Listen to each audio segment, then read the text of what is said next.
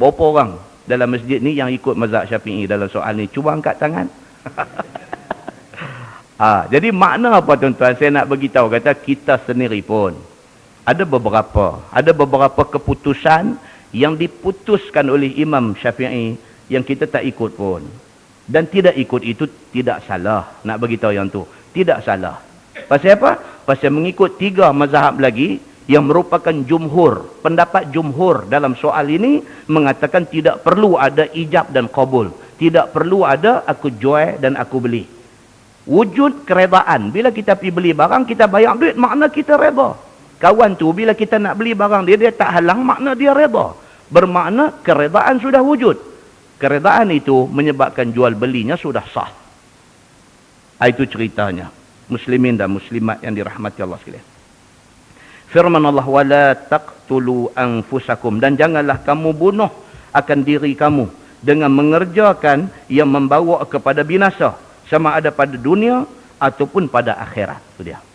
Lagi sekali ayat ni mengingatkan kepada kita supaya jangan kita bunuh diri. Dan termasuk di dalam bunuh diri juga ialah bunuh orang.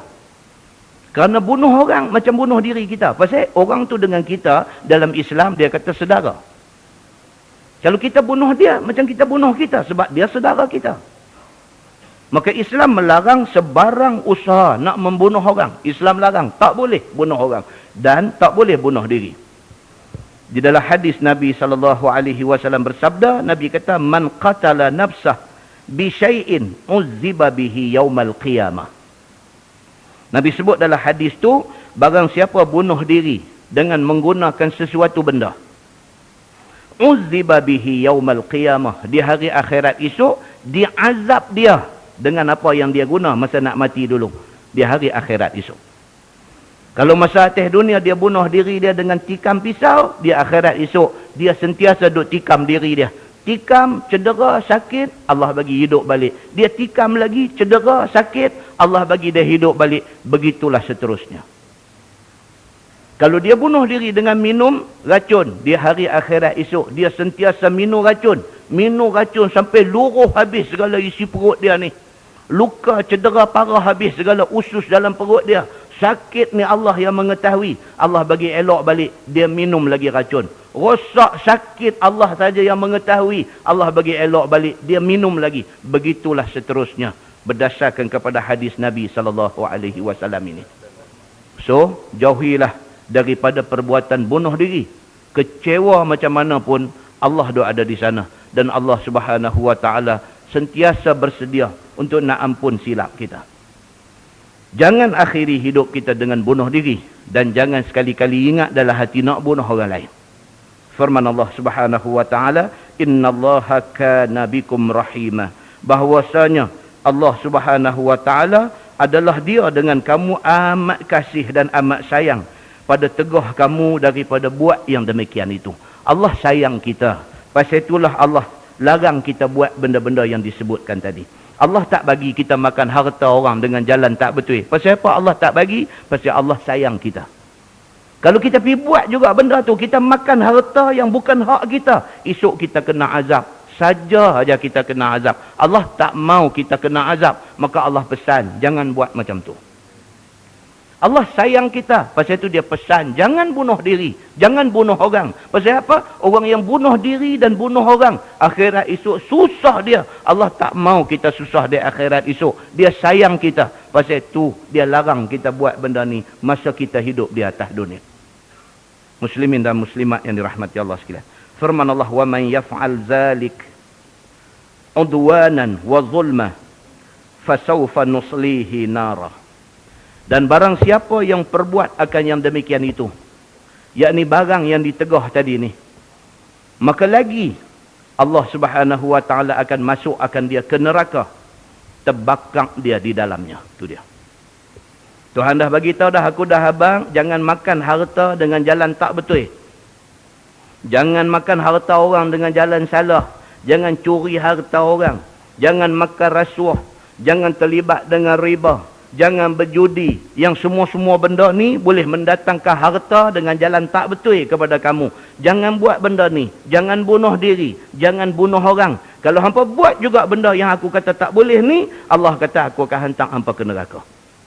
Allah Subhanahu wa taala telah berlaku adil kepada kita apabila dia habang dulu dekat kita. Dia pesan dulu dekat kita. Kita langgar juga, itu memang kita saja yang mencari susah di akhirat esok. Tuhan habang dah. Begitu. Firman Allah, wa kana dzalika 'ala Allahi yasira. Dan adalah yang demikian itu, yakni memasukkan orang yang berdosa ke neraka tu atas Allah sangatlah mudah, dia kata. Tuhan kata cerita nak tolak orang yang buat salah ni masuk neraka, ini cerita jangan ingat susah Tuhan nak buat, senang punya kerja. Orang yang berdosa, orang yang bantah, orang yang Tuhan kata jangan dia pergi duk buat juga, nak bagi mereka ni masuk neraka, ini benda yasir, ini benda senang. Firman Allah Subhanahu wa taala, in tajtanibu kaba'ira ma tunhauna anhu. Dan jika kamu jauh akan dosa besar, yakni barang yang ditegah kamu daripadanya, iaitu barang yang ada warid atasnya wa'id, yakni janji azab, seperti bunuh, seperti zina, seperti mencuri dan sebagainya, Allah Subhanahu wa taala akan hukum dia dengan hukum yang berat. Barang siapa yang menjauhi dosa-dosa ni, Allah Subhanahu wa taala akan bagi dekat dia satu pahala besar. Daripada Ibnu Abbas kata apa? Iaitu kepada 700 terlebih hampir pahalanya. Siapa yang menjauhkan diri daripada dosa-dosa besar, Allah Subhanahu wa taala kata dia akan pastikan orang ni dapat pahala boleh sampai 700 kali ganda. Satu kebaikan kita buat, ini hadis lah. Satu kebaikan kita buat sama dengan 10 pahala kebajikan. Dan Nabi kata apa? Boleh pi sampai 700 pahala. Bergantung kepada apa amalan itu. Dan penilaian di sisi Allah Subhanahu wa ta'ala. So, mengambil sikap menjauhi benda-benda yang menjadi kabair. Kabair ni maksudnya dosa besar. Di dalam tafsir Ibnu Katsir, dia senaraikan dosa besar ni berdasarkan apa? Berdasarkan kepada hadis-hadis yang Nabi sebut. Di antara dia apa? Satu, syirik, sihir, bunuh diri, bunuh orang, makan riba, makan harta anak yatim, cabut lari daripada perang, zina, homoseks, minum arak, mencuri, tuduh palsu, tuduh orang dengan tuduhan palsu, saksi palsu, sumpah palsu, putus silaturahim, derhaka ibu bapa, tipu di dalam timbangan dan sukatan. Ni orang menjaga. Dia timbang, dia tipu, dia sukat, dia tipu.